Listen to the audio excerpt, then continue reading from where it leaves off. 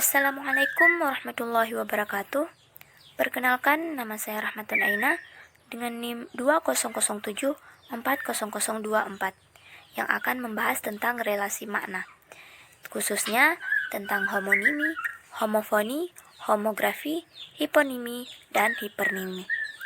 Pertama-tama, puji dan syukur saya panjatkan kehadirat Allah Subhanahu wa Ta'ala yang telah memberikan saya kesehatan, kesempatan, sehingga saya bisa membuat video pembelajaran ini tepat pada waktunya.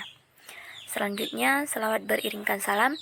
Marilah sama-sama kita sanjung sajikan ke pangkuan alam Nabi besar Muhammad SAW yang telah membawa kita dari alam jahiliyah yang penuh dengan kebodohan kepada alam Islamiyah yang penuh dengan ilmu pengetahuan, seperti yang kita rasakan sekarang ini. Sebelum kita masuk lebih lanjut dalam materi, kita akan membahas sedikit tentang kompetensi dasar dan tujuan dari pembelajaran ini. Jadi, kompetensi dasar yang pertama, siswa harus mampu memahami tentang relasi makna, khususnya tentang homonimi, homofoni, homografi, hiponimi, dan hipernimi. Nah, kompetensi dasar yang kedua, siswa mampu mengelompokkan mana kata-kata yang termasuk dalam homonimi, mana kata-kata yang termasuk dalam homofoni, homografi, dan kata-kata yang termasuk dalam hiponimi dan hipernimi. Selanjutnya, tujuan dari pembelajaran ini. Pembelajaran ini bertujuan untuk memahami tentang relasi makna sebagai hubungan kemaknaan yang terjadi antar satuan bahasa dan kata. Pembelajaran ini juga bertujuan untuk menambah pengetahuan siswa terkait dengan relasi makna dan pembagian-pembagian kita masuk ke dalam pembahasan makna, yaitu tentang relasi makna. Pendahuluan. Relasi makna adalah hubungan kemaknaan yang terjadi antar satuan bahasa atau kata. Bisa berupa kesamaan makna, kebalikan makna, kegandaan makna, kelebihan makna, dan lain sebagainya.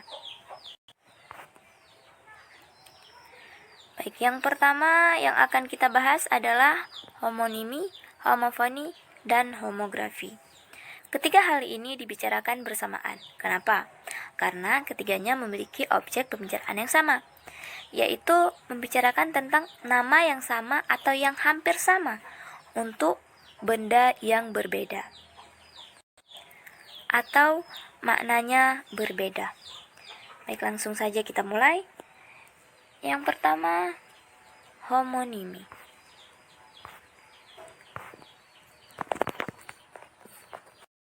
Kata homonimi berasal dari bahasa Yunani kuno, yaitu onoma, yang artinya nama, dan kata hono, yang artinya sama. Jadi, secara harfiah, homonimi dapat diartikan sebagai nama sama untuk benda atau hal lain. Jadi, maksudnya, homonimi adalah dua atau lebih satuan bahasa, bisa berupa kata, frase, atau kalimat yang bentuknya sama, tapi maknanya berbeda. Untuk lebih memahami, mari kita lihat contoh. Nah, contohnya seperti kata bisa, yang berarti racun ular, dan kata bisa, yang berarti dapat atau sanggup. Nah, bisa dilihat, dari keduanya bentuknya sama. Sama-sama berfonem B, I, S, A. Sama-sama berbunyi bisa, tetapi maknanya berbeda. Yang pertama bermakna racun ular, yang kedua bermakna dapat atau sanggup. Contoh lainnya seperti kata pacar. Nah, satu kata pacar berarti kekasih, satu lagi kata pacar berarti inai atau hiasan pengantin yang biasa dilukiskan di tangan. Nah, itu bentuknya sama-sama sama, bunyinya sama, tetapi maknanya berbeda.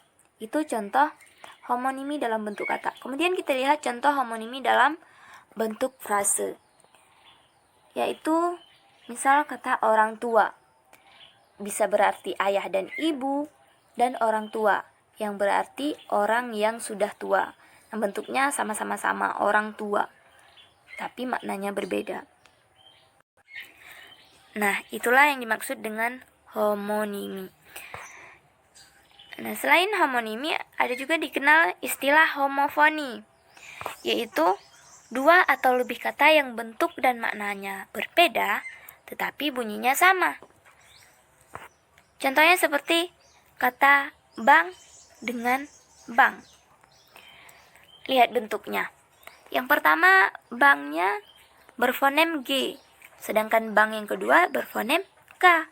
Bank yang pertama berarti kependekan dari abang, sedangkan bank yang kedua berarti lembaga yang mengurus lalu lintas uang.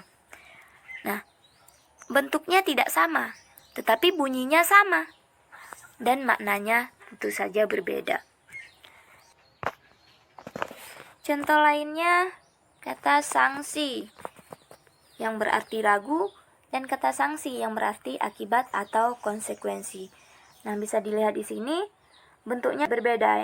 Yang satu berfonem G, yang satu berfonem K. Tetapi bunyinya sama, sama-sama dibaca sanksi dan maknanya berbeda. Begitu, itu yang dimaksud dengan homofoni.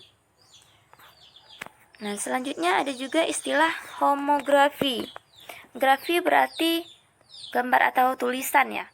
Homografi berarti dua atau lebih kata yang bentuknya sama, tetapi bunyinya berbeda dan maknanya tentu berbeda. Contohnya seperti apel dan apel. Kalau dilihat sekilas bentuknya sama, sama-sama berfonem A, P, E, L, tetapi dibaca berbeda. Yang pertama apel, yang berarti jenis buah. Yang kedua dibaca apel, yang berarti upacara. Jadi yang beda di sini adalah bunyi dari fonem E-nya sendiri. Nah, itu. Contoh lainnya yaitu sedan dengan sedan. Nah, sedan sendiri yang berarti sejenis mobil penumpang, sedangkan sedan yang berarti tangis kecil atau isak. Nah, kedua bentuknya ini sama-sama berfonem S-E-D-A-N. Tetapi dibacanya berbeda. Yang pertama dibaca sedan, sedangkan yang kedua dibaca sedan. Jadi begitu. Itulah yang dimaksud dengan homografi. Baik, kemudian kita lanjut. Sekarang kita bahas tentang hiponimi dan hipernimi. Apa yang dimaksud dengan hiponimi dan hipernimi? Mari kita simak penjelasan berikut ini.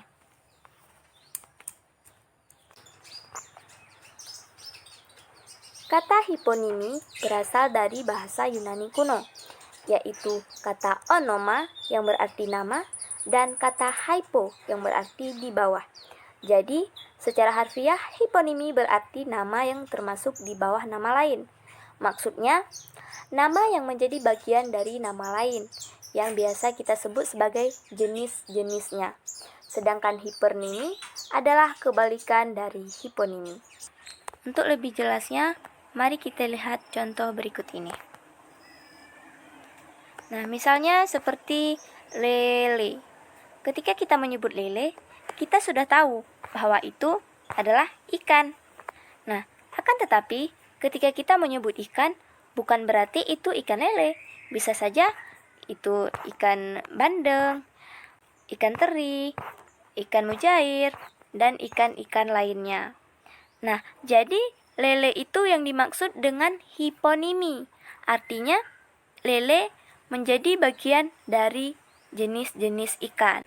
Dan ikan itu masuk ke dalam makna hipernimi, yaitu makna umum bagi seluruh jenis ikan, bagi semua jenis ikan. Nah, begitu. Nah, kemudian kita lihat grafik berikut ini.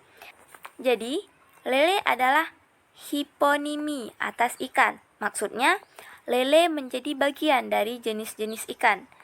Sedangkan ikan adalah hipernimi atas lele. Maksudnya, ikan itu bermakna umum. Dia bisa dibagi ke dalam beberapa jenis-jenis lainnya. Salah satunya yaitu lele. Nah, begitu. Contoh lainnya, misal kita sebut saja pakaian.